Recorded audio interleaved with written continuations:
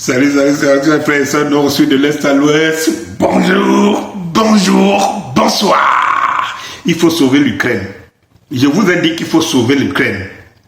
Il ne faut pas sauver Zelensky parce qu'il va payer de tout ce qu'il a fait de l'Ukraine, mais il faut sauver l'Ukraine. Voilà l'Ukraine aujourd'hui, comme vous dites, en Ukraine aujourd'hui, il n'y a que les infirmes. En fait, les boiteux, comment vous appelez ça?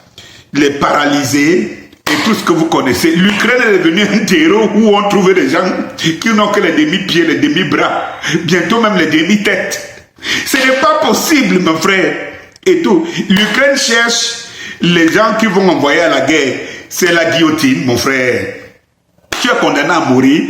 Tu sais que tu vas faire une guerre où tu ne t'en sortiras pas. 650 000 Ukrainiens. Il y a une vidéo que je vous avais montrée il y a quelques mois où on voyait comment on traquait les Ukrainiens dans les forêts qui fuyaient l'Ukraine pour ne pas être enrôlés dans l'armée. Pendant ce temps, on nous faisait croire que c'est la Russie qui a un problème.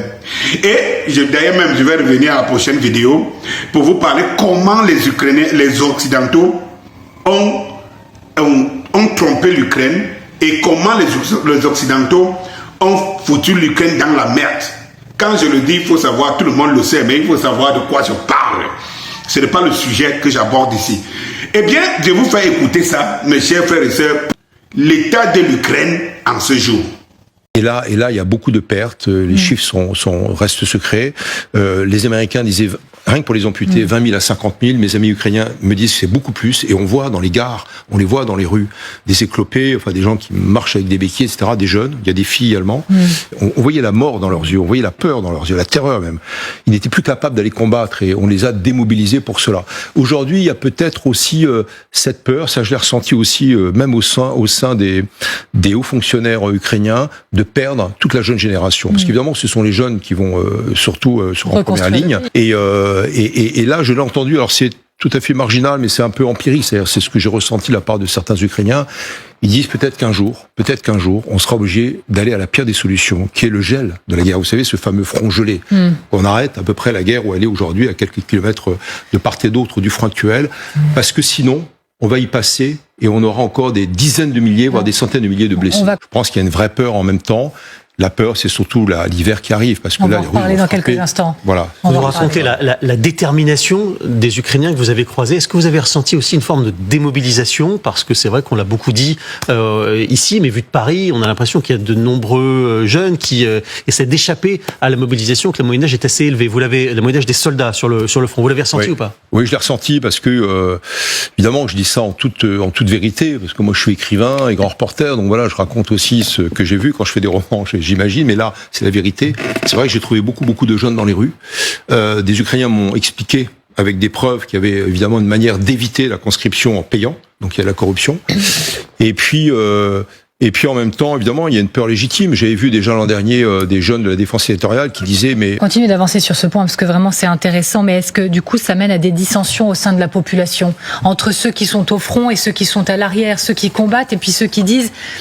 Prenons de la distance, prenons un recul. Est-ce qu'il faut tout donner, le prix de toutes nos vies, etc. Est-ce que ça crée une confrontation au sein de la population, oui, alors c'est voire même une tension? Oui, c'est pas une confrontation, mais c'est un début, vous avez raison, de dissension. C'est-à-dire qu'il y a des... On ne peut pas les appeler les pragmatiques, mais certains, y compris des pères de famille, qui disent il faudra peut-être bien un jour négocier, même si Zelensky et le chef d'état-major Jalougi, le chef des armées, disent que pour l'instant rien n'est négociable, même pas la Crimée. Je suis allé voir les Tatars de Crimée, y compris avec Emmanuel Carrère et Olivier Truc, les Tatars qui sont l'un des peuples originels de cette péninsule de Crimée, et qui disent on ira jusqu'au bout. Alors on dit oui, mais peut-être qu'il y a quand même des avertissements de la part des alliés occidentaux, compris américains surtout, qui vous disent attention, vous ne pouvez pas prendre la Crimée, c'est trop compliqué, parce que l'isthme, donc la partie terrestre est très très faible, c'est quelques kilomètres, quelques dizaines de kilomètres à peine, donc il n'y aura pas de conquête terrestre possible. Et ils disent on ira quand même, etc. Mais j'ai l'impression qu'on maximalise au niveau des prétentions militaires, entre guillemets, des objectifs pour peut-être mieux négocier un jour, mais j'ai l'impression qu'on rentre quand même dans une phase, de début de volonté de négocier, de la part de la population, pas forcément des ministres ou des responsables que j'ai pu rencontrer. Alors Eh bien, les populations veulent négocier. Dans une interview que je suivais hier, des populations qui quittaient Archivka. Ok, je crois, si je me prononce mal, la nouvelle zone que les Russes vont conquérir bientôt. Alors, il disait, il est temps de négocier. Cette guerre ne profite que aux gens qui y trouvent quelque chose.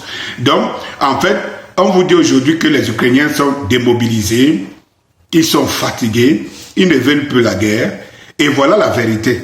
Vous avez bien suivi ce journaliste et reporter occidental. Il vous donne maintenant la vraie réalité au-delà de ce que vous entendez dans la propagande. Ça, c'est la réalité en Ukraine. Et quand vous voyez Zelensky gesticuler et tout, c'est parce qu'il ne veut pas que très rapidement les forces le rattrapent. Il veut faire croire que la guerre, le problème de la situation, ce n'est pas lui, c'est les Occidentaux. Mais il y aura un temps, et le temps là arrive, où les Ukrainiens vont lui demander les comptes. Je vous l'avais prédit, non? Depuis le début de la guerre, je vous avais dit qu'il y aura un temps où, passer la propagande, la réalité va rattraper et tout, parce que la Russie ne pouvait pas perdre la guerre. La Russie n'a jamais perdu la guerre devant les Occidentaux et elle ne perdra pas. Et elle est chez elle. Et que tôt ou tard, la chose, l'Ukraine va y laisser des plumes, des sérieuses plumes. Et le moment est venu où Zelensky va rendre compte au peuple ukrainien. That is God, c'était Guy. Moi, bonsoir.